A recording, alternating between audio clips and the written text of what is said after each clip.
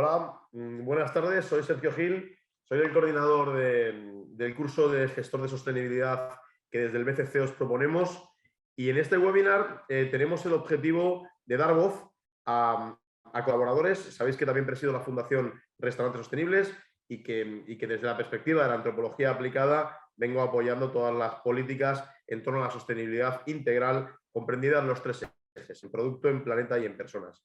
Hoy vamos a dar voz a diferentes profesionales en mesas redondas que van a estar en esos tres axiales, en procesos, producto y personas, que nos van a contar un poquito su experiencia y cómo ayudarnos a interpretar y a ir canalizando nuestra idea de desarrollar programas en torno a la sostenibilidad en nuestros restaurantes, en nuestros bares, en nuestros hoteles. ¿Sí? Espero que os sean útiles, y la primera mesa vamos a tratar el tema de procesos.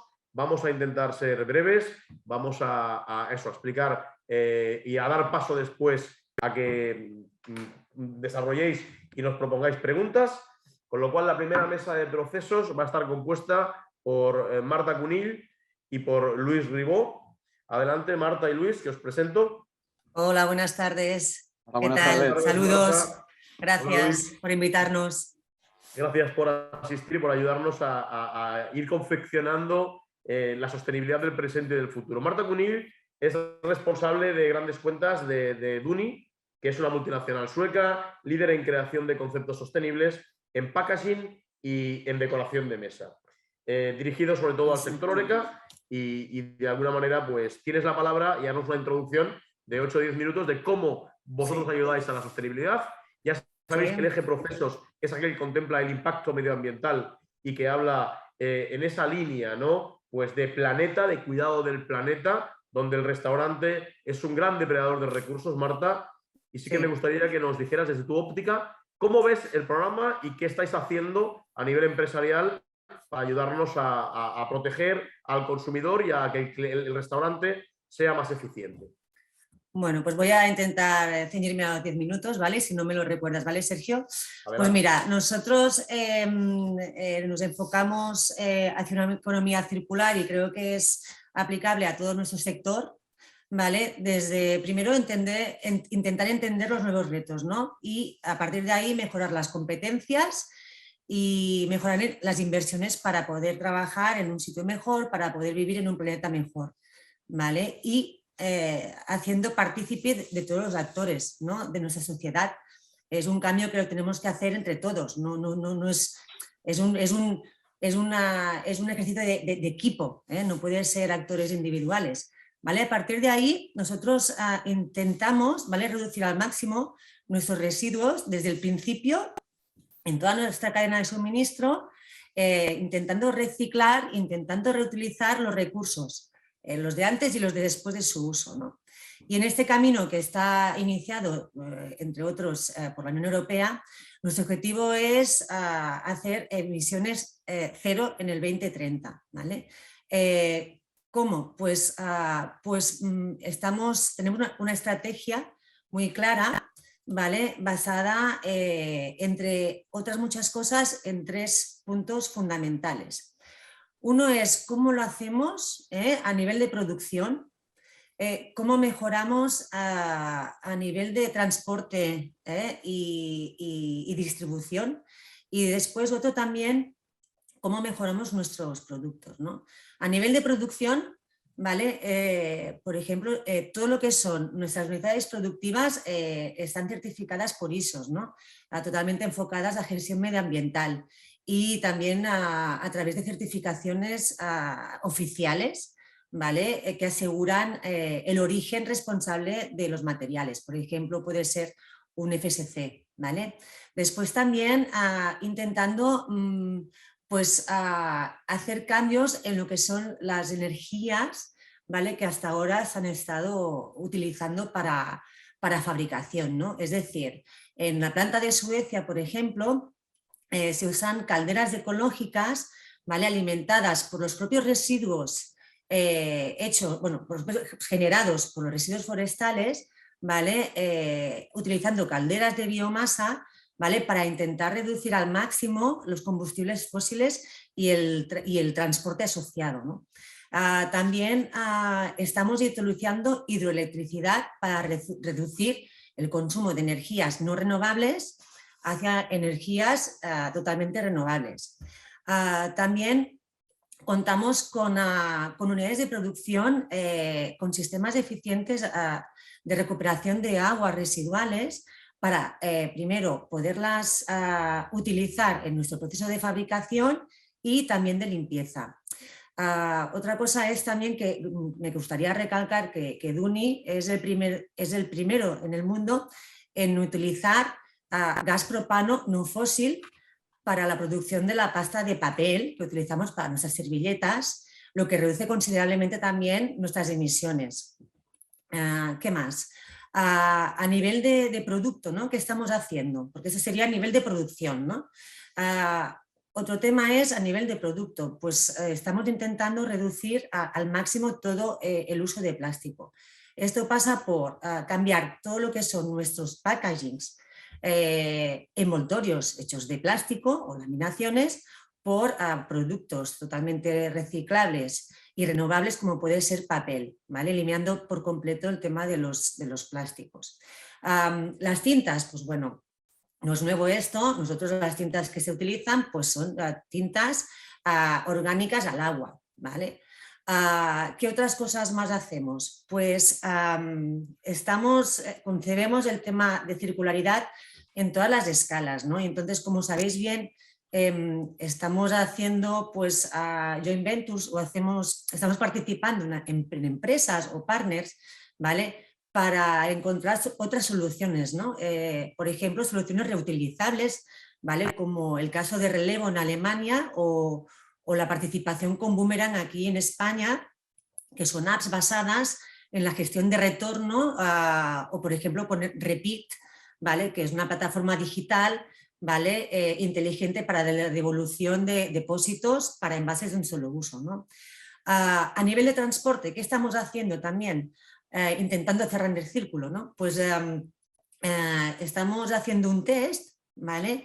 En Suecia, ¿vale? Intentando cambiar lo que son la gasolina o el diésel, ¿no? El diésel que entendemos, el diésel que entendemos todos, que están utilizando la mayoría de transportes, ¿vale? Para la distribución y comercialización de los productos, pues intentando utilizar un biodiesel, ¿vale? Renovable, ¿vale? A base de materia prima, recuperando el aceite de cocina que se usa y tratado de forma conveniente para utilizarse como combustible, ¿vale? Entonces, estos son a grandes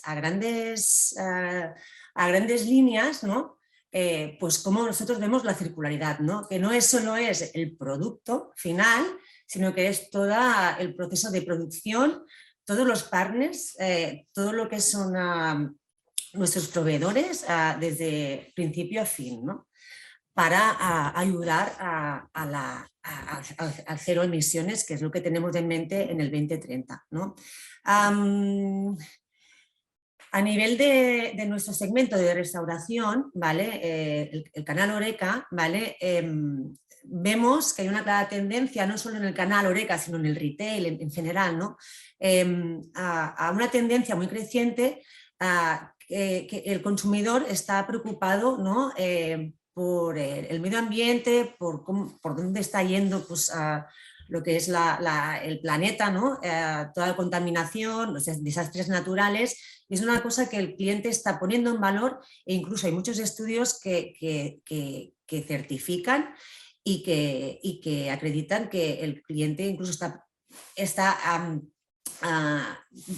podría pagar un poco más incluso o está dispuesto a pagar un poco más para intentar pues, ayudar en lo que se pueda a ser lo menos agresivo posible en todo lo que son procesos de producción en general en todas las industrias, ¿no? Y esos esfuerzos que realizan las empresas, ya sea por convicción o ya sea por imposición legal, porque sí que es verdad que hay una presión legal muy importante dirigida desde Europa y trasladada a todo lo que son los países de la Unión Europea en este caso, ¿vale? En lo cual los consumidores están dispuestos a recompensar, ¿vale?, los esfuerzos que hacen estas empresas, ¿no? En este caso, por ejemplo, los restaurantes, ¿no? Los consumidores cada vez valoran más una experiencia global, armónica, que sea pues coherente, ¿no?, basado en un circuito corto, por ejemplo, 1 km 0, ¿vale?, en productos más saludables, pues con menos aditivos, más ecorresponsables, y esto lo entendemos que tiene que ser un todo, pues coherente con la filosofía del restaurante, ¿no? Y que aparte, repito, es un valor que el cliente pues tiene recompensa, es decir, no cae en vano, ¿no? Marta, te Dime. digo porque así damos paso después a las preguntas. Te hago una muy Vale. concreta ahora y después, cuando Sí, acabemos en la primera mesa redonda, que puedan sí, preguntar, ¿no? Te decía, vale. si tú ves claramente, ¿no?, haces hincapié en que la sostenibilidad antes era solamente lo que se veía en el plato, es decir, el producto, y ahora cada vez más el cliente demanda, ¿no?, explicaciones integrales en clave de sostenibilidad y del kilómetro cero total y de la economía Sí. circular, ¿verdad? ¿Tú has visto en vuestra empresa en concreto, que representáis muy bien, esa demanda de cada vez más envase reciclable o retornable? Sí, la verdad es que están habiendo muchos cambios. El año pasado tuvimos muchísimos por el tema de la aplicación de la Directive, ¿vale?, con el tema de envases, pero este interés no solo se ciñe a lo que es un requerimiento legal, sino que continuamente pues, vemos que hay más departamentos profesionalizados, permíteme decir así, ¿no?, más personas involucradas, tanto sea en restauración independiente como en restauración organizada, focalizados en dar respuesta y saber la trazabilidad y poder y dar valor a lo que estamos ofreciendo, ¿vale? Entonces, ya no vale que esté bueno o que esté malo, que me guste o que no, ¿no?, sino que tiene que ser todo un poco en equilibrio, tiene que estar bueno, pero también se tiene que saber de dónde es el origen, ¿no?, y cómo nuestra experiencia gastronómica tiene que impactar lo menos posible, ¿vale?, a todos los niveles, para que aquella experiencia sea realmente gratificante, ¿no? Pues me quedo con esto, Y Marta. Me quedo con esto y es fantástico, ¿no?, ver cómo de alguna manera tenemos alternativas ante las nuevas demandas también de consumo, como es el tema del packaging y del takeaway, ¿no?, del delivery y el takeaway, en términos de packaging, de una empresa tan implicada en darnos una solución, ¿no? Dejémoslo ahí, si te parece, Marta, y luego vale, entramos un poquito en debate. Os vale. presento a Luis Ribó. Recordaros que cuando acabe la mesa redonda podéis preguntar, ¿no? Y Luis Ribó es cofundador y director de marketing de Circular. Es una empresa de textil ético y sostenible, y también quería que tuviera voz en este apartado de procesos para ejemplificar, ¿no?, qué se está haciendo con concreción, y si puede ser ilustrativo, pues tu experiencia, ¿no?, como empresario del sector y obviamente como analista de primerísimo orden, igual que Marta, de cómo está evolucionando la demanda del comensal, del cliente, en términos de sostenibilidad, que insisto, va mucho más allá de lo que está encima del plato, y hace 4 años estábamos en solo es sostenible el producto y lo que se ve en el plato, ¿no? Y ahora, por suerte, empezamos a ser maduros, ¿no?, adultos, a la hora de poder analizar la sostenibilidad. Luis, tienes la palabra. Gracias, Sergio. Intento ser breve para dejar tiempo a preguntas, que entiendo que es lo interesante. Como tú decías, ¿no?, desde Circular nacemos con la idea de poder vestir a negocios, empresas, restauración, etcétera, de forma ética y sostenible. O dicho de otra manera, cómo podemos romper el paradigma y ser innovadores y disruptivos en la industria textil, que nos ha llevado realmente a una situación insostenible, ¿no? Entonces, a la hora de definir nuestro modelo de negocio, sí que pensábamos en un modelo circular, ¿no? Versus este modelo lineal de extraigo, fabrico y consumo y tiro, que nos lleva a situación insostenible. Entonces, dentro de era clave redefinir los procesos, tú lo apuntabas al principio, y redefinir los procesos pasa por empezar a pensar qué impactos sociales y qué impactos medioambientales lleva a cabo tu actividad y cómo poder minorizarlos, ¿no? Y estoy hablando del sector textil, el sector textil que es la segunda industria más contaminante del mundo, que genera enorme cantidad de residuos, de desigualdades sociales. Solo para que os hagáis una pequeña idea, hemos pasado de tener 2 colecciones a 50 colecciones de moda en un año. O sea, imaginaos la de prendas que se producen, con qué calidad, con qué impacto, etcétera, etcétera, ¿no? Entonces nosotros, buscando redefinir el modelo, apostamos por la economía circular y de impacto social, buscando dar, bueno, aplicar estos principios, que básicamente os diré muy rápido, ¿no? El uso de residuo como recurso o como materia prima, que es posible en la industria textil y es posible en cualquiera de vuestras actividades. En nuestro caso, por ejemplo, hemos utilizado poliéster elaborado a partir de botellas PET recicladas. Para que os hagáis una idea, el año pasado evitamos más de 135.000 botellas residuo, entonces cogemos el residuo y lo utilizamos como materia prima. Como os decía también, estamos obcecados en la lucha contra el residuo, y el residuo textil es uno de los más importantes del mundo actualmente. Y por eso también aplicamos técnicas de ecodiseño a nuestras prendas, pensando en el futuro, no pensando en la usabilidad, sino también en el futuro, en cómo se podrán reciclar estas prendas, qué composición han de tener, qué tipo de fornituras, para que sean fácilmente reciclables, pero también para que sean cómodas y fáciles de llevar para vosotros, ¿no? Es el concepto de ecodiseño, responder a estas dos necesidades. También buscar generar el menor impacto medioambiental, como os decía, a través de procesos más eficientes o búsqueda de otras materias primas, como puede ser el algodón orgánico o el algodón reciclado, que viene también de una materia prima, de un residuo reciclado. Y por último, teníamos muy claro también que no solo queríamos generar este impacto medioambiental, sino también un impacto social, y por eso también confeccionamos nuestras prendas en talleres sociales locales, tenemos en Barcelona, en Madrid, etcétera, donde buscamos generar una segunda oportunidad para personas en riesgo de exclusión a través de una profesión digna, en unas condiciones dignas, algo que realmente no se ha dado en la industria textil en los últimos años, ¿no? Por eso, como apuntaba Marta, eso en el producto que ofrecemos, pero también nosotros tenemos otra serie de impactos, y aquí es muy importante medir y definir qué tipos de impactos tenemos, pero oye, nosotros tenemos oficina, tenemos consumo de energías, tenemos consumo de insumos también, generamos plástico o buscamos evitarlo. Oye, nuestros proveedores, ¿dónde están nuestro personal también? El cuidado, el bienestar de nuestras personas, ¿no? Son factores que también dentro de lo que podía ser sostenibilidad, RSC o economía circular, se ha de considerar, ¿no? Apuntábamos no solo el producto que haces y cómo lo haces, sino otras actividades que se derivan de tu actividad principal, cómo minorizar estos impactos. Y es un poquito así, forma de resumen, lo que hacemos desde Circular, que si tenemos oportunidad más adelante os explicaremos en mayor detalle.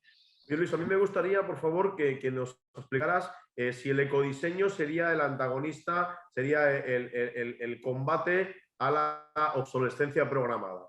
Totalmente, totalmente. Piensa de dónde venimos, que es un modelo lineal, donde estamos actuando, produciendo y consumiendo. Viene de un principio a un fin, vuelvo otra vez principio-fin, y se señala el principio al origen para satisfacer unas necesidades del consumidor sin tener en cuenta los impactos. Aparece, como tú bien dices, el concepto de obsolescencia programada para reactivar la economía, basado en cómo puedo acortar la vida útil de un producto para que cuando llegue al final muera antes y tenga que comprar otro. Y no solo es acortar la vida útil, sino dificultar o hacer más costoso la reparación de este primer producto para tener que ir comprando. Fomento más consumo, fomento más fabricación, fomento más residuo, etcétera, ¿no? Entonces, un modelo circular o un modelo ecodiseño, a la hora de ecodiseñar, se tiene en cuenta otra serie de factores. El impacto medioambiental que vas a tener, el impacto social, como te decía, la posibilidad de reutilizar un producto, de reciclarlo, la posibilidad de concienciar también al usuario. Todo con una mentalidad muy clara de impacto social y medioambiental, y una mentalidad que a veces parece contradictoria con el sistema en el que estamos viviendo, ¿no? Pero hay que tener en cuenta que el mejor residuo es aquel que no se genera, y esto es un principio básico de la economía circular.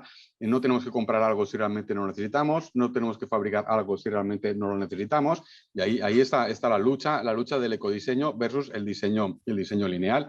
En un mundo, como apuntaba antes Marta y apuntabas tú también, el cliente y el usuario, me preguntabas, cada vez está más preocupado o busca más no solo productos, sino experiencias sostenibles, experiencias que le permitan formar parte de algo mayor, algo más grande, algo que contribuye a un presente más justo y sostenible. Y en este sentido nosotros sí que hemos notado un gran cambio en estos últimos tres años de apuesta y de interés por la sostenibilidad. Y si me permites, como viejo del lugar, que yo llevo 12, 13 años trabajando en sostenibilidad, cuando antes, hace 13 años, te acercabas a empresas a hablarles de sostenibilidad, la respuesta era ¿soste qué?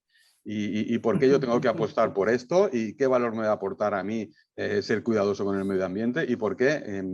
Miro atrás y ahora miro para adelante 13 años después y gracias a Dios tenemos la sostenibilidad encima de la mesa, tenemos un mayor convencimiento, yo por eso creo que estamos todos aquí escuchando y asistiendo a este evento, una mayor conciencia, que es necesaria que esta conciencia se traslade en hechos, se traslade en realidades, en acciones y luego teniendo la posibilidad de poderlo comunicar. Como decimos en Circular, si no lo comunicas no existe, pero para poderlo comunicar tiene que existir y tiene que ser real. Si me lo permites, Luis y Marta, insisto, tenéis el foro abierto para preguntar a todos los asistentes. Me parece que es un momento en el que todos tenemos una oportunidad enorme de dar. Es decir, ¿no? De crear algo dando hacia los demás, ¿no? Sabiendo que obviamente pues, el mercado es desigual y que el mercado pues, ¿no? de libre consumo es el que es, pero que tenemos la oportunidad de dar y de construir y que toda nuestra perspectiva tan individual, tan subjetiva, suma, ¿no? En esa idea del win to win, ¿no? Es como una suerte de negocio virtuoso, ¿no? La economía circular, que es recuperar aquello que veníamos haciendo, ¿no? Es innovar, es precisamente no innovar, sino recurrir a aquello que se hacía, ¿no? Y la sostenibilidad, precisamente en esa virtud, ¿no? que tiene el negocio y que de forma disruptiva podemos afrontarlo, ¿no? En el que todos podemos aportar. Ese dar, ¿no? En lugar de obtener siempre y pedir. Es como muy de responsabilidad adulta, ¿verdad? Y enfocarlo en clave de gestión, yo creo que este curso, enfocarlo en clave de gestión, es como, si me lo permitís, es como practicar la sostenibilidad o hacerlo sostenibles, aunque solo sea por dinero, ¿no?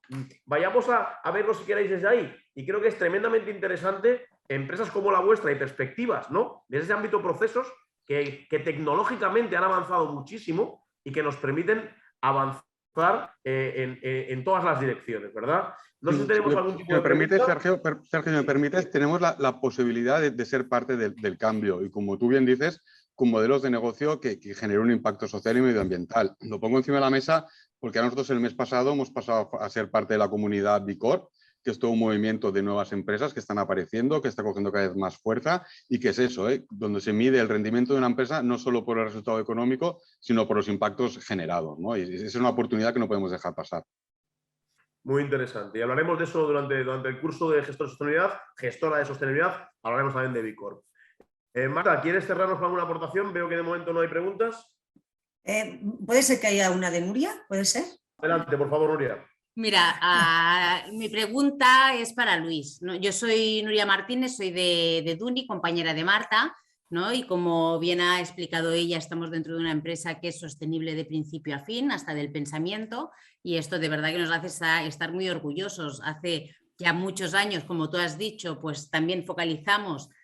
Duni es sostenible desde hace muchos años, ¿no? Pero como nos encontrábamos como tú, que tú te ibas a ver a un cliente y te decías, esto es sostenible, te decían, vale, pero ¿qué me va a costar? ¿No? Entonces, bueno, tú ibas enfocándolo, pero lo dejabas también en un segundo término porque sabías que eso en ese momento no te iba a ayudar. Pero sí que es verdad que todos los mensajes, todos los focos los hemos hecho siempre sobre sostenibilidad. Ahora nos estamos encontrando, para mí hay como dos focos diferentes. Las grandes cuentas que tienen departamentos de sostenibilidad y ya sea por obligación, más que a veces por devoción, los de compras ponen el foco en sostenibilidad y empiezan a comprar cosas sostenibles, aunque a veces el de compras no esté muy de acuerdo en los precios, ¿no? Porque es así, sus focos son diferentes, pero en los restaurantes o en los negocios más medianos, pequeños, que no tienen estos departamentos de sostenibilidad, ¿tú qué te estás encontrando? ¿Ya empiezan a tener ya de forma mayoritaria una mente sostenible o siguen todavía como que, bueno, tampoco soy tan grande, tampoco no hago tanto residuo, no pasa nada? ¿Tú qué te estás encontrando? Muchas gracias, Nuria. De Yo nada. creo que la sostenibilidad ya no entiende de tamaños, ¿eh? Es verdad que al principio, a priori, eran las grandes, y te hablo más de empresa y restauración también, pero las grandes multinacionales, las que tenían departamento y empiezan a hacer cosas, pero hoy en día ves mucho restaurante pequeño que apuesta por la sostenibilidad, que entiende que el camino es por ahí, que tiene mucha más facilidad para adoptar compromisos sostenibles, y a nosotros recibimos cada vez más peticiones de pequeños restaurantes, ¿eh? O sea, ahí sí que hemos notado un cambio de que la cosa no va de grandes, no va de imposibles, sino que es verdad, lo que apuntabas tú, es un pequeño esfuerzo económico, es un precio algo mayor, pero como restaurantes pequeñitos se lo pueden permitir, porque luego la oferta y la experiencia que ofrecen vale mucho más. Y luego también notamos que ya hay un cambio, que la gente ya no empieza a pensar en precio, sino o en precio del producto versus el precio de lo que implica no ser sostenible y a dónde nos puede llevar. Totalmente, Luis, para cerrar y estar en tiempo, que ahí medio tenemos que cerrar. Gracias, Nuria, gracias, Luis. Totalmente de acuerdo. La restauración independiente, la restauración de alma, tiene muchísimo que decir también en esto. En paralelo, la restauración organizada tiene que impulsar y comprometerse, que lo está haciendo, ¿verdad? Y el comensal, en este caso, es implacable tanto con una como con la otra. Con lo cual, la jugada integral que estamos planteando, y ahora respondo a Mohamed, ¿no? Es ganadora en toda su magnitud. Ya se habla de bien, de sostenibilidad, de rentabilidad y de que el producto dure lo máximo y también diga quiénes somos nosotros. Y antes simplemente estábamos en la venta por volumen y la compra barata, en esa baratización del mundo que desde luego nos ha llevado a que hablemos de sostenibilidad, precisamente porque veíamos que podíamos llegar a ser insostenibles, o lo que es lo mismo, al colapso. Marta, Luis, muchísimas gracias. Voy a responder a Mohamed en el siguiente bloque. Gracias. Y un abrazo, nos vemos en el curso, ¿os parece? Vale, yo me desconecto, que tengo otra cosa a conectarme. Adelante, gracias. Muchísimas gracias. Muchas gracias, cuidaros mucho. Gracias, venga, Gracias. hasta luego. Muy bien, mira, Miguel Ángel Gómez, adelante por favor, y mientras respondo a Mohamed, que nos dices qué buenas prácticas existen para una gastronomía sostenible. Mohamed, verás que es una pregunta demasiado amplia, ¿verdad? Para poder contestártela así. Las prácticas las irás tú estableciendo en la medida de tus objetivos a medio, corto y largo plazo. Lo importante es que las canalices en estos tres ejes que estamos planteando. Por un lado, el de procesos, es decir, planeta, medio ambiente, que acabamos de ver, y ahora entramos directamente en el eje producto, donde vamos a proponeros, con un especialista, hablar de agricultura regenerativa. Bien, ¿quién es Miguel Ángel Gómez Tenorio? Es un ingeniero agrónomo y productor de almendra, director técnico de la Asociación Albelal, que está situada en Granada, y presidente de Almendras, Almendresa. Nos vas a hablar de agricultura regenerativa, Miguel Ángel, y de la importancia del producto. Tienes palabra, aquí tienes un poquito más de tiempo, porque estás solamente conmigo en el eje producto, así que muchas gracias, y lo mismo, cuando acabe el bloque de Miguel Ángel, quien quiera, pues puede participar o hacernos preguntas. Tienes la palabra. Pues bueno, buenas tardes a todos y agradecerte a ti, Sergio Gil, que a través de la Fundación de Restaurantes Sostenibles pues nos permita estar aquí en este evento esta tarde. Disculparme porque no sé cómo está la conexión de internet, porque coincide que aquí está lloviendo bastante y me he tenido que conectar con la wifi del móvil, entonces no sé disculparme si se quedara cortado. Así que una buena conexión, Miguel Ángel, tranquilidad, y la lluvia siempre es buena si llueve a poquito. Por eso, porque están viniendo unas lluvias que para nosotros, para la regeneración, no están viniendo fenomenal. Pues bueno, yo como bien has presentado, estoy trabajando en una asociación que se llama Albelal, que trabaja en las provincias de Granada y Almería, en el noroeste de Murcia, cuyo objetivo es regenerar el suelo, el paisaje y la sociedad, utilizando un enfoque que nosotros lo llamamos de modelo de 4 retornos, donde se trabaja el aspecto social, el aspecto ambiental, el aspecto económico y, digamos, el más difícil a veces de entender es el de la inspiración. Pero bueno, que puede ser todo un poco de inspiración y, pues, llámale innovación.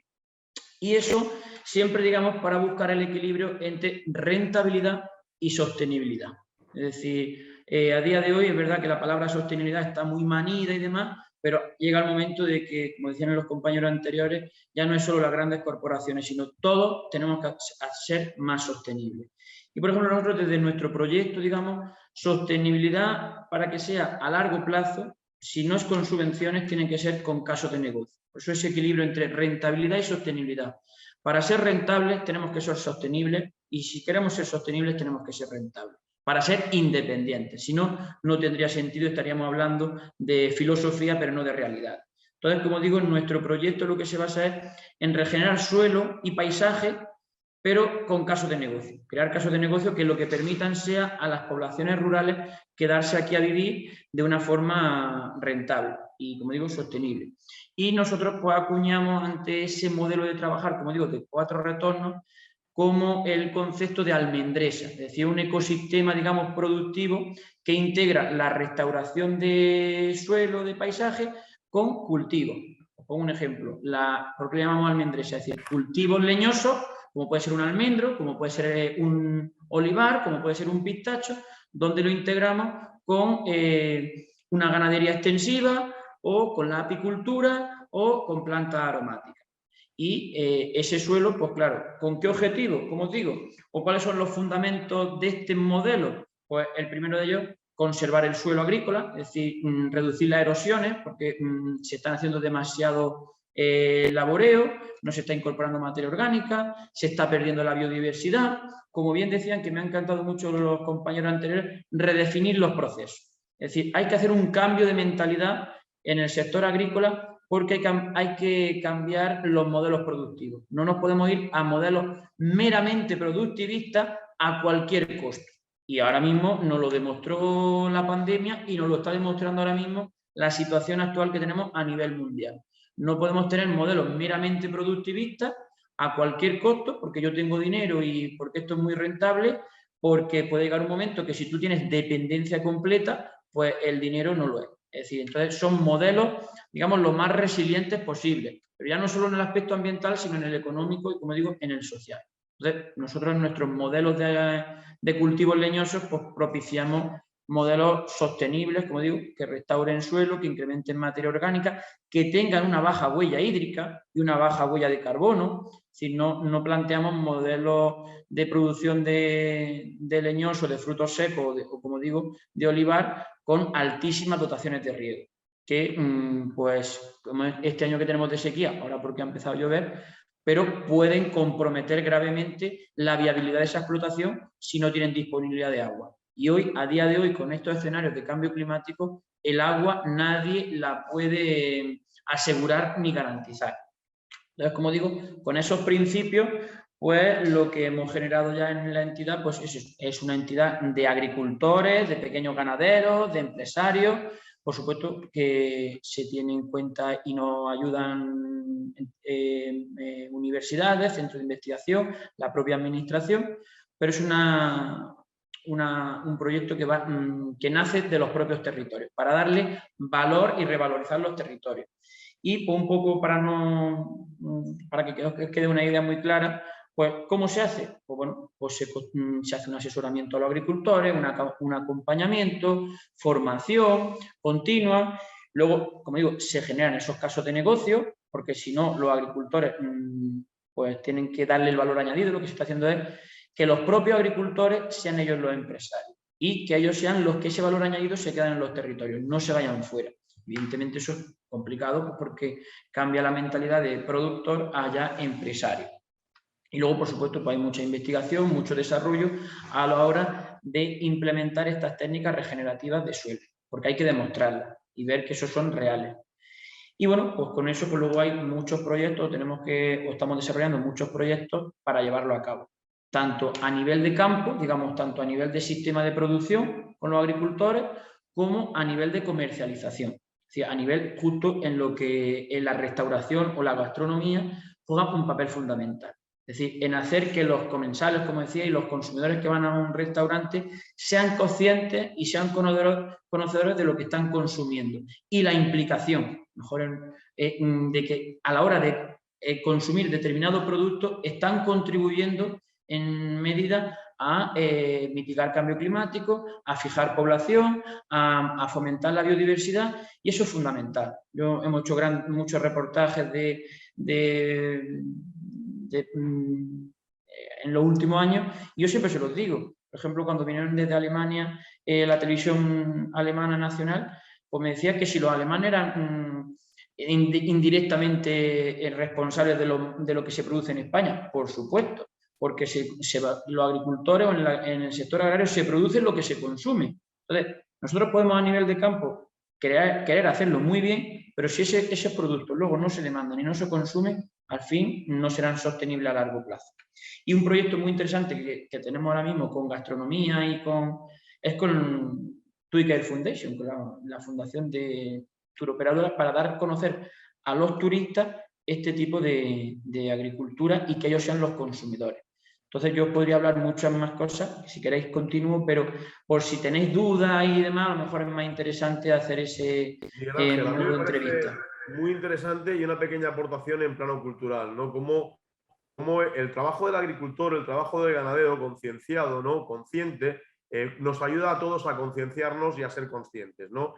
Es un trabajo que alimenta y ensancha no solamente el alma, sino el espíritu de quien lo hace, y con lo cual es como un mecanismo, ¿verdad?, osmótico al que los demás nos podemos poner, ¿no? En esa desplastificación, ¿no?, y en esa recuperación de la esencia, que es por donde va, ¿no?, en la propuesta regenerativa, ¿no? Fijaos que otra vez hablamos de esa vuelta al pasado, ¿no?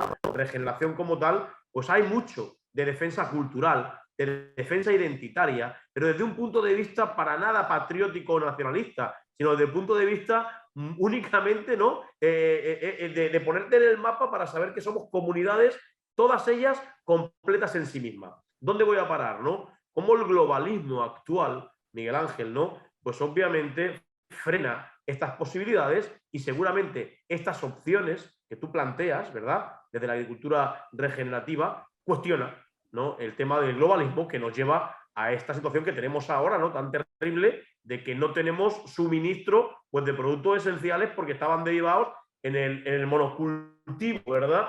Háblanos, por favor, de ese vínculo entre la tierra, la cultura, la identidad, la defensa de lo de uno sin usurpar al otro.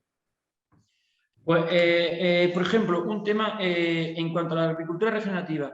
Una de las cosas que crea identidad y arraigo a los agricultores es que esto que proponemos no es nada nuevo, no es nada ni técnicas muy sofisticadas ni nada nuevo, sino que es cosas que mi padre como agricultor no había hecho, que mi abuelo sí las hacía, y en su momento yo las aprendí de mi abuelo. Lo que pasa es que con la agricultura industrializada pues se han ido perdiendo, pero son prácticas que pueden hacer los agricultores a día de hoy, y que ya a lo mejor 2 generaciones atrás ya lo hacían, de labrar menos, de incorporar materia orgánica, de poner cubiertas vegetales, etc. Eso por un lado. Y como dice, la dependencia que tenemos. Un país eminentemente agrícola como el nuestro, que no tengamos cereales y tengamos que depender de países externos para un alimento básico como son los cereales, pues algo estaremos haciendo mal en este modelo agrícola. Entonces, eso hay que replantearlo. Y, por supuesto, no es con patriotismo, sino que es generar comunidad, pero a lo mejor nosotros hay productos que somos marca España, que hay que crear marca España, que somos señeros porque son las condiciones climáticas adecuadas. Pues por eso hay que defender y mantener nuestros cultivos, que habrá cosas que produzcamos aquí y vendamos fuera, por supuesto, que no hay que, en esta globalización, pero hay que rediseñar un poco los modelos y pensar en esa huella hídrica o, como digo, en esa huella de carbono, y en no tener dependencia. No podemos tener una dependencia de que, por ejemplo, el que tenemos ahora mismo con los cereales. Totalmente, totalmente. Aquí volver a hacer hincapié en qué proponemos, ¿no?, desde este curso de gestora de sostenibilidad, y qué entendemos por producto sostenible, ¿verdad? Una es la defensa del sector primario. Obviamente estamos en el marco España, tenemos bueno, pues puertos de mar en los 4 puntos cardinales, ecosistemas complejos pero absolutamente redondos, ¿verdad que sí? Y esa que tú llamas marca España, también tenemos gente de Sudamérica que le pasa lo mismo a un país como México, ¿no?, sobredimensionado respecto al nuestro, ¿verdad? Se me ocurre, pero no solamente México, sino Colombia o Argentina, ¿verdad?, que están viviendo esa situación también de deslocalización. Por lo cual la defensa de la tierra es la defensa, ¿no?, de lo nuestro, y al final nunca, a pesar de la revolución verde y de todos los procesos de industrialización y de desindustrialización que se han vivido, ¿sí? Nunca hemos dejado de ser, curiosamente, un país de sector primario, es decir, de caza, de ganaderos y de pesca, o sea, de pesca y de agricultura, ¿verdad? Y esto le pasa a muchísimos lares, porque esa defensa de lo propio ha hecho que haya como una barrera dispuesta, ¿no? Con lo cual, Miguel Ángel, yo creo que es interesantísimo que tú apeles a eso que se hacía antes, obviamente dispuesto con las técnicas nuevas, ¿correcto? Y con la maquinaria nueva, con toda la tecnología, ¿no? Las técnicas puede ser la de antes, pero la tecnología es la de ahora. No va reñido, claro, Sergio, no va reñido recuperar técnicas con innovación, aplicándole innovación, aplicándoles tecnología. Evidentemente, no quiere decir que vayamos a labrar con, o vamos a trabajar con una yunta de mulos o de bueyes, ¿no? Es decir, pero hay técnicas que se recuperan, que son ancestrales, que ya les digo, hacían nuestros abuelos, que se están recuperando ahora y se le está poniendo mucha innovación, digitalización, agricultura de precisión, pero que una cosa no va reñida con la otra. Y en esa combinación de recuperación o mantenimiento de manejos tradicionales con esa tecnología, esa innovación, es lo que nos va a hacer ser exitosos, sostenibles y competitivos. Y el arraigo a que yo, que me muevo a nivel casi nacional en muchos ámbitos, todo el mundo tiene un familiar o su abuelo o su tío o alguien era del sector primario, o era un agricultor o un ganadero.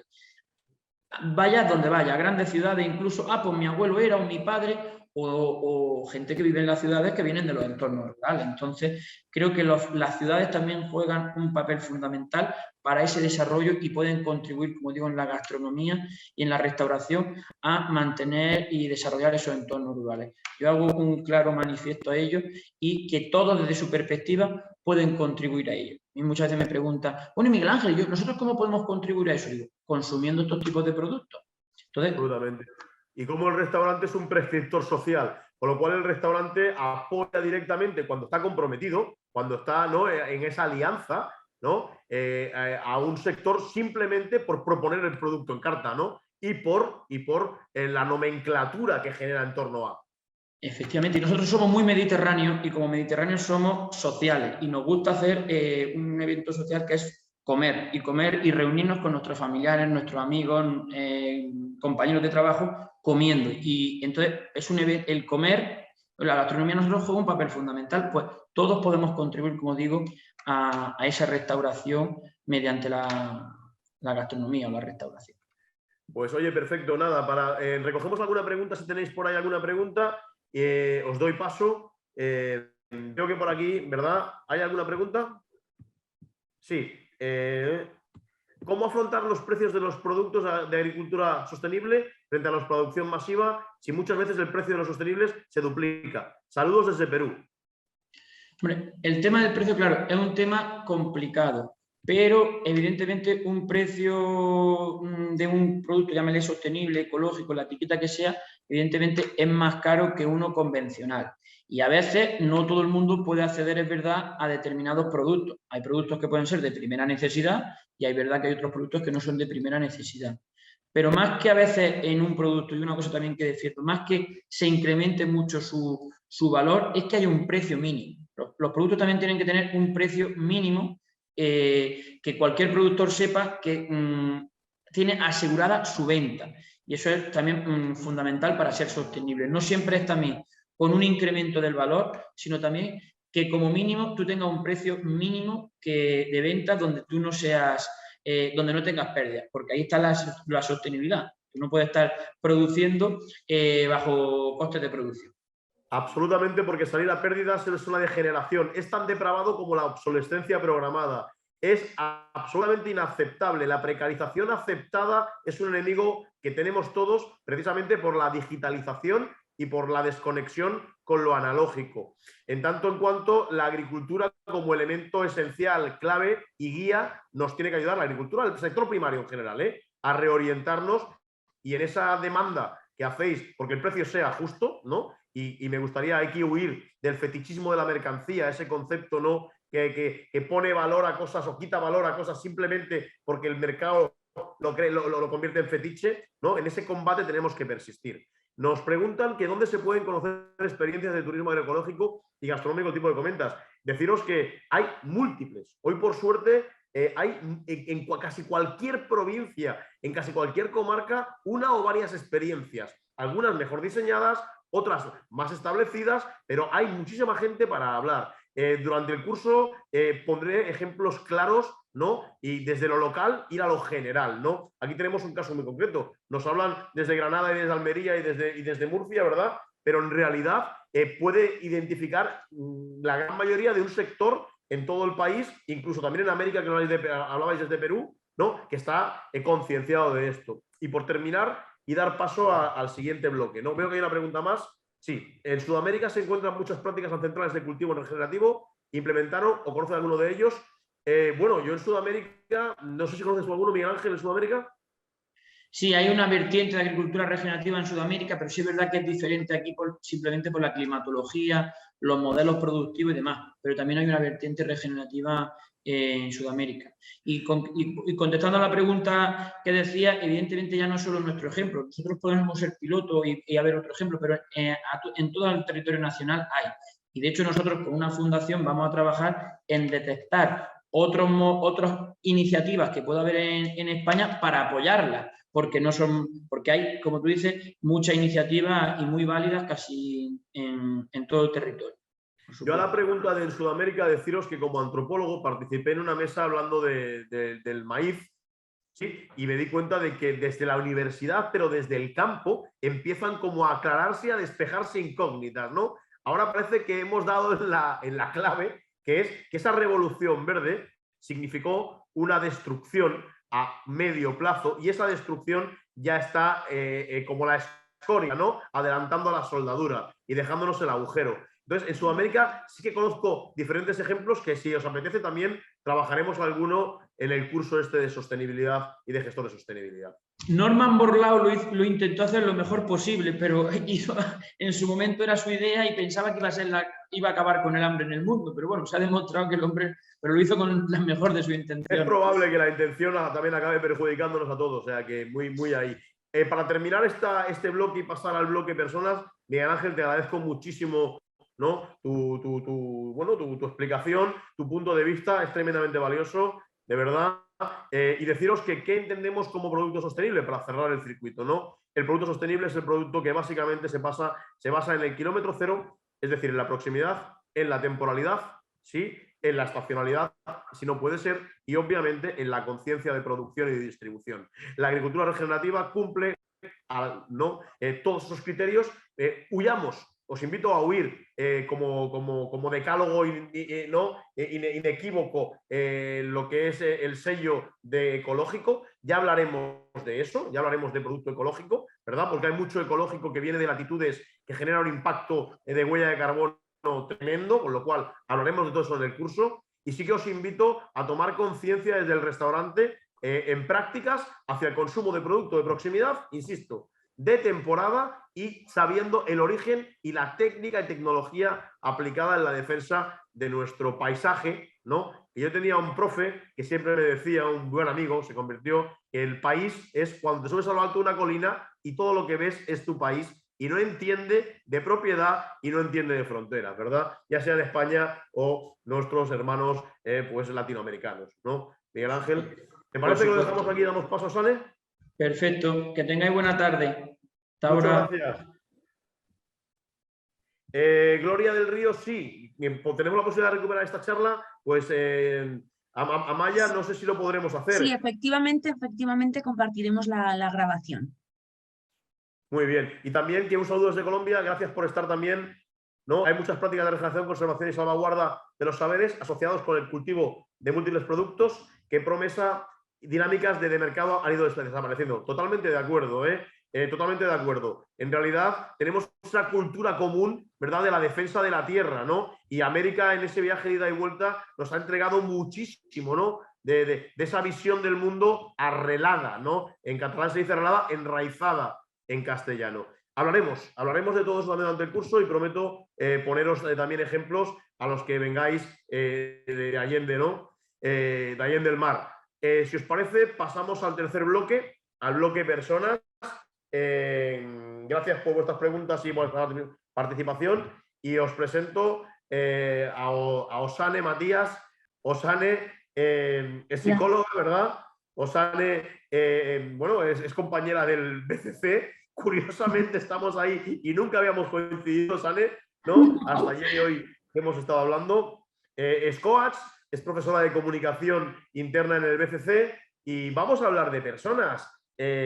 Osane, tú me decías una cosa esta mañana que a mí me parece como muy necesaria, ¿no? Como muy rotunda en sí misma y casi que indiscutible, pero si quieres no la profundizamos. Y es que para hablar de equipos, es decir, cuando hablamos de personas vamos a hablar también de equipos, el primer equipo que tengo es yo conmigo misma, ¿no? Y si no hago equipo conmigo misma, ¿con quién lo hago, Osane? Bienvenida. Gracias, Sergio. Por fin nos vemos y nos hablamos aquí en directo. Yo decía hoy a la mañana que el primer equipo es tu equipo interno.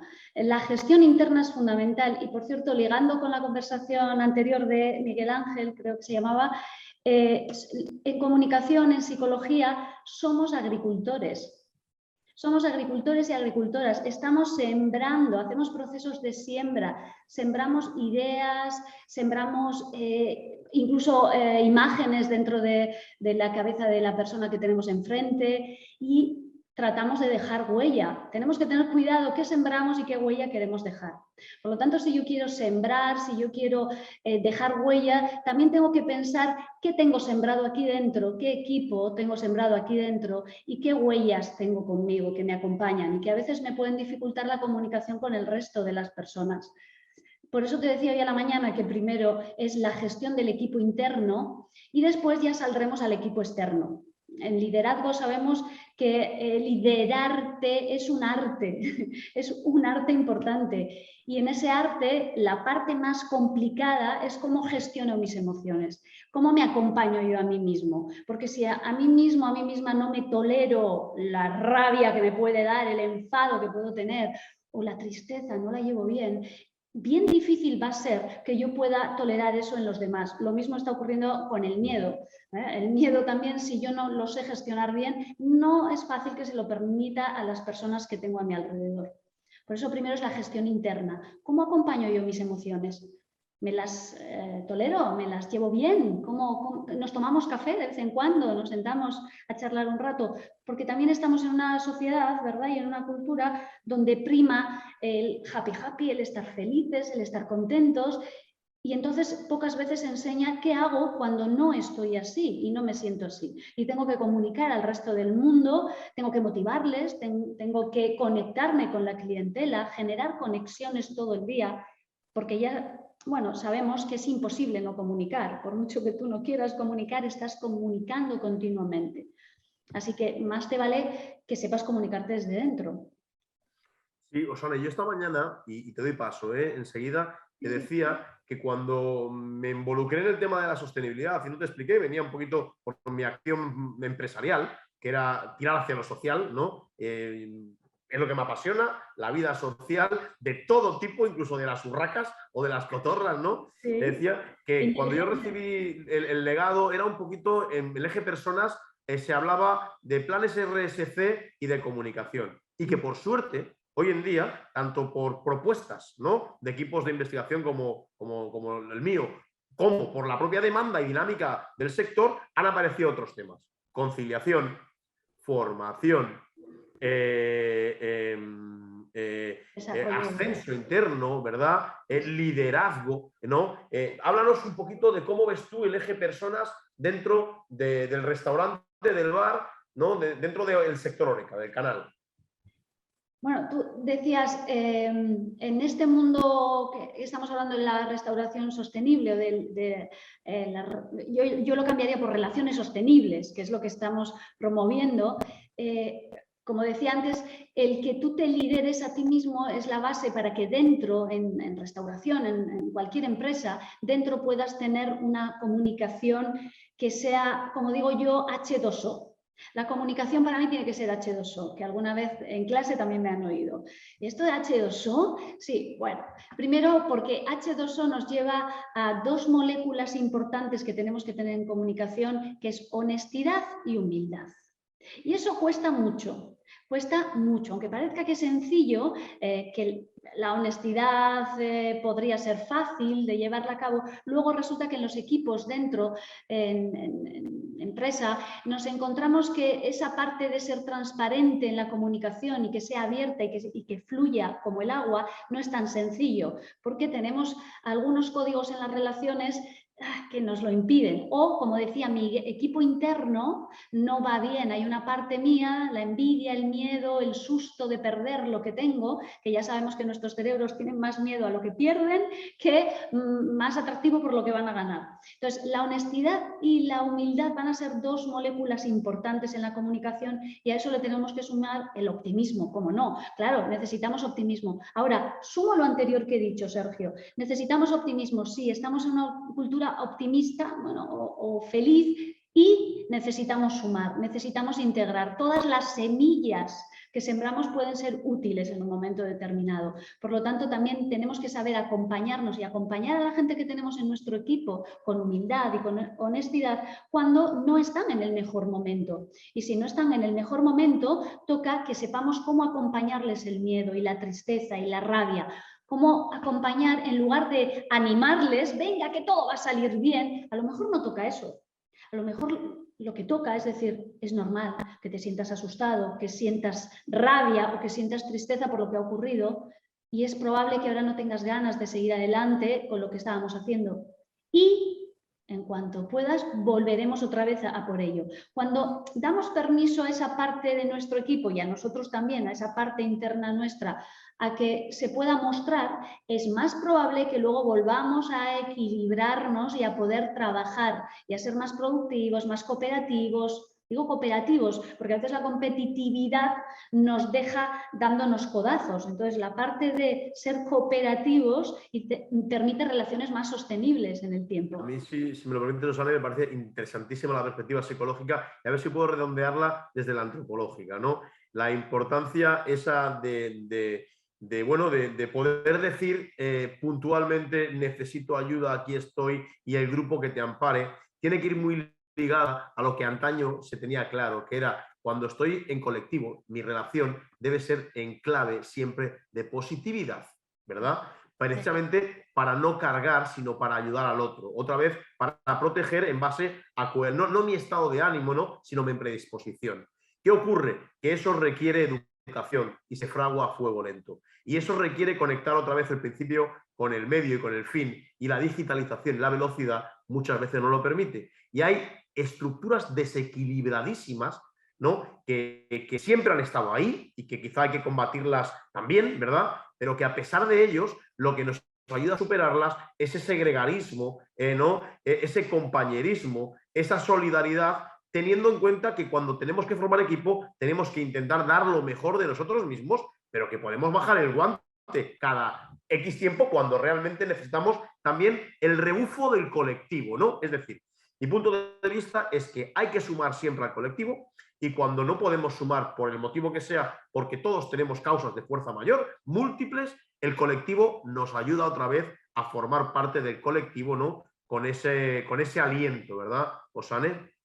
Eso es, con ese aliento que antes decía también Miguel Ángel, la importancia de sumar lo que era la tradición con la innovación. Esto lo llevamos a las personas y es lo mismo. Antes, tradicionalmente, cuando alguien se sentía mal, todo el mundo arropaba, ayudaba, acompañaba, estaba dispuesto a echar una mano, ¿no? Y lo has dicho que ahora con las prisas, con el ya para ya o para antes de ayer, muchas veces nos olvidamos de ese tender la mano, de ese ayudar, y ayudar reconociéndole que lo que siente es válido. También vale eso y que luego ya encontraremos una alternativa y una salida. Y ahora tienes derecho a sentir lo que sientes. Y esto en los equipos, esta contabilidad emocional no se suele tener en cuenta. A veces nos estorba el que está pesimista o el que está, como dicen por ahí, es negativo o es tóxico, que esto ya lo siento, pero no estoy muy a favor de esas etiquetas. Es que es tóxico, es que es negativo. Quizás lo que le falta es ser escuchado, porque a veces si está escuchado y acompañado en lo que siente, sacas lo mejor de sí mismo y descubrimos que tenía más talento de lo que pensábamos que había. Y de hecho nos permite hacer una siembra mejor. ¿no? Una Oye, mejor... Osane, te compartiré, me comprometo a comprometerte a ti y a todos los que estén en el curso un cuadro que hice de perfiles y de momentos coyunturales de estados de ánimo para ver cómo de repente, ¿no? El máximo que sería el optimista, ¿no? Pues en racional, se puede convertir por situación en alguien pesimista racional y ser tremendamente negativo, ¿no? Y cómo lo importante está en alimentar esos momentos álgidos y permitir que si hay bajos, volver a reencauzarlos, ¿no? Osane, porque vamos a ir cerrando, ¿verdad? Estamos un poquito en tiempo. Si os parece, comparto con vosotros el resumen de lo que vamos a trabajar en el curso respecto a personas. ¿Os parece? Vamos a hablar de psicología, de liderazgo. Vamos a hablar de sociología y de antropología en clave de equipo. Vamos a hablar de el combate a la precarización salarial. Vamos a hablar de la gran dimisión y cómo afrontarla, ¿verdad? Cómo dar la oportunidad. Vamos a hablar de promoción interna. Vamos a hablar, por supuesto, ¿no? Pues de ese impacto de flexibilidad a la gente que necesita conciliar. Vamos a hablar de biodiversidad de equipos, ¿sí? Vamos a hablar, por supuesto, de planes RSC. Vamos a hablar de las nuevas figuras profesionales y de comunicación. Es decir, si no se comunica, pues no va a existir. Es un sector que tiene que ser viable, rentable y sostenible. Somos plenamente conscientes, con lo cual vamos a ayudar a gestionar mejor los restaurantes. Y el eje personas va a ser transversal, pero va a ser protagonista, Osane. Y esto es un secreto. Va a ser protagonista del curso en todo momento y te necesitamos y te agradecemos que estés con nosotros. Muchas gracias por haberme invitado a este momento de siembra. Si hay preguntas, pues adelante. Ahí está Osane y estoy yo para atenderlas. Adelante.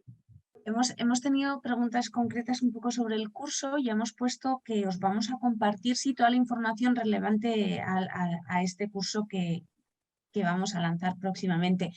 Mira, Nerea sí nos dice el curso de especialización en gestión sostenible de restaurantes. ¿Sí?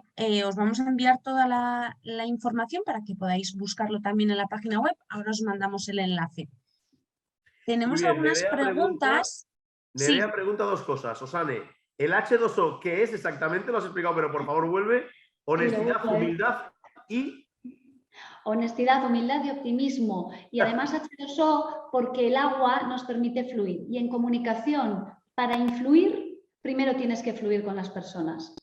Tú no puedes dirigirles, decirles lo que tienen que hacer, dictarles lo que tienen que hacer, pero no vas a conseguir conexión. Entonces, H2O, agua. Para influir necesitas fluir, necesitas humildad, honestidad y optimismo. Muy bien. Muchas gracias. Y saludos también a Chile, que veo por ahí que está todo el marco, ¿no? Sudamericano. Muy bien. Muchísimas Bueno, pues gracias. si no tenemos nada, estamos en hora, ¿verdad? Hemos dicho de cumplir la hora y un poquito más si podía ser, pero agradeceros, ¿no? A todos vuestra presencia, a los ponentes y, por supuesto, a los asistentes, a las preguntas, a organización. Creo que el BCC en esta apuesta es tremendamente innovador, ¿no? Ha llegado el momento de hablar de sostenibilidad, pero hablar de verdad, ¿sí? Vamos a utilizar el término porque nos sirve, pero vamos a hablar aterrizándolo, ¿no? Y lo vamos a poner a pie de calle, si os parece. Así que un abrazo muy fuerte, gracias y nos vemos en breve en el curso. Osane, saludos. Adiós. Adiós, Amaya. Gracias. Gracias a todas, a todos.